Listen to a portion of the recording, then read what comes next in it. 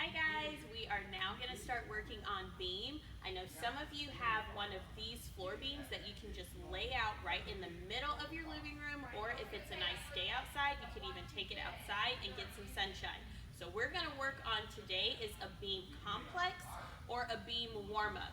Remember when we always had gymnastics, sometimes your teachers would have you do walks or jumps to get yourself warmed up for beam before going into station. So we're going to start with the warm-up first. So we're going to stand on top of our beam. We'll do arms out to the side, and we're going to work on going up on high toe with legs straight. Now, if that is too scary, you can go down to flat feet. But the most important thing is to keep your legs super, super tight. So we're going to walk all the way down, really keeping our arms up, up, up. And then right when we get to the end, we're going to zip our body up so we're really, really tall and turn. We call that a pivot turn. All right? Now we're going to go back down the beam, and we're going to do kicks. So my beginners, you can kick with a flat foot. See, I'm putting my foot flat, arms out to the side, and we're going to pick up our toe. Now, we don't want to pick up our toe and bend our leg. That's making our bottom leg go bent. We want to keep our arms out, finding our balance, arms out, and pick our toe up with straight legs.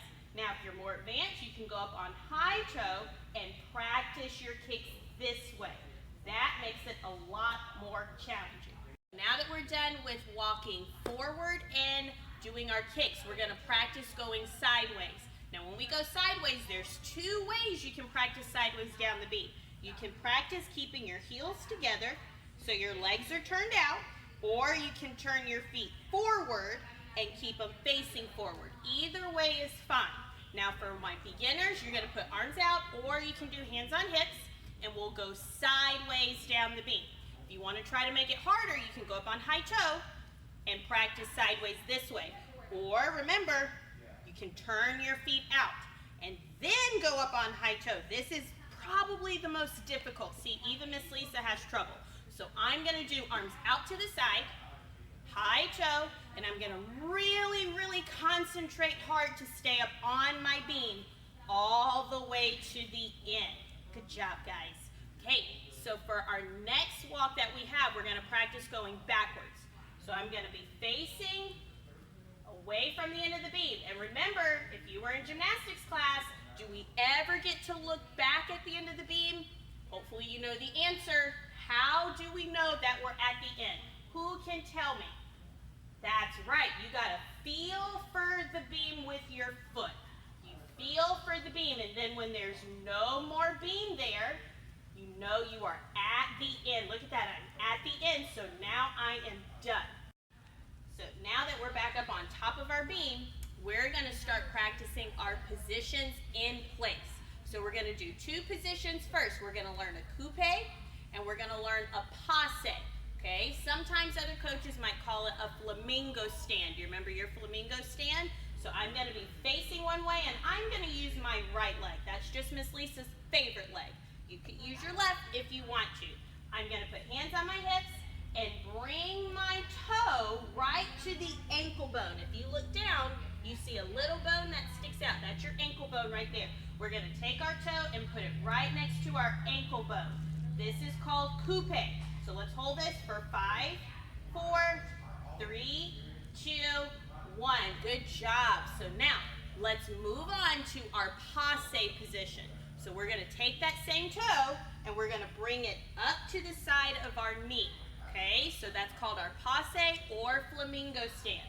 So here we go. I'm going to take my toe, bring it all the way up, and I'm going to hold for 5, 4, 3, 2, 1. Now, if you want to make this more challenging, which you can try doing all of these positions on toe. Let's see if Miss Lisa can do it. Ooh, so tough. Concentrating, holding it, and we're done. Good job. So now that we're done with our coupe and passe, let's move on to leg holds. All right? So we're going to start now with arms out to the side, standing on whichever foot you want. We're going to pick our leg up and hold. 5, 4, 3, 2, 1. Good job. Now let's move that leg out to the side. All right, here we go. So let Miss Lisa turn her beam around so you guys can see. So now I'm going to turn it around sideways. or actually I'm facing forward. I'm going to stand on my favorite leg again, and I'm going to take my leg out to the side, and I'm going to hold. 5, 4, 3, 2, 1. Good job. Now I'm going to turn my beam back, and we're going to practice our arabesque. Who remembers what their arabesque was? Does your leg go forward for an arabesque, sideways, or backwards? Do you remember? Hopefully you said backwards, and you are correct. So we're going to put our leg in the back behind us and pick it up for arabesque. We'll hold. 5, 4, 3, 2, 1. Excellent job. Good job. All right, so now it is time for us to grab a prop, and we're going to start working on our lunges. Okay, so we're back to beam, and now I have a prop with me. This is just a simple pool noodle. If you want to use a prop, you can ask mom or dad to find a pool noodle, or if you have a hula hoop or even a rope will be a-okay. So we are going to do our lunge position next. So I'm going to start on top of my beam, and remember, in a lunge, my front leg should be bent and my back leg should stay completely straight. So I'm going to do it first on the floor to make sure I have it right, using my prop. So I'm going to pick up my pool noodle over my head, and I'm going to bend my front leg and keep my back leg straight. And I'm going to hold that for 5, 4, 3, 2, 1. Now let's practice putting that up on top of our floor beam. So here we go. Front leg bent, back leg is straight. I'm going to hold my arms up with my pool noodle. And here we go. Let's count. 5, 4, 3, 2, 1. Now to make this more difficult, I want you to switch legs. Miss Lisa's going to turn around, but now I'm going to have my other leg in the front. So here we go. Let's get ready and hold. 5, 4, 3, 2, 1. Very good. So after our lunge position, we're going to start working with our T. If you don't want to use the pool noodle for your T, you don't have to. So Miss Lisa's going to keep holding it, and we're going to go into our T position. So we're going to start in our lunge, and we want to make the letter T with our body. So I'm going to reach my pool noodle out, picking up my back leg, and you should see a T. Let's hold it.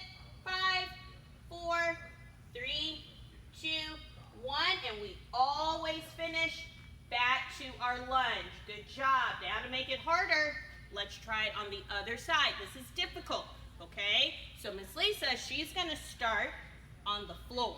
I think when I get more confident, I'll put it back up on top of the beam. So I'm going to go on the floor with my opposite leg. My arms go up in my lunge, and here we go. Lift the back leg, reach your pool noodle out, and hold. 5, 4, 3, 2, 1. Back up and lunge. Oh, there we go. Lunge, hold. We always finish in a lunge. I always want you to remember that. Finish in your lunge position.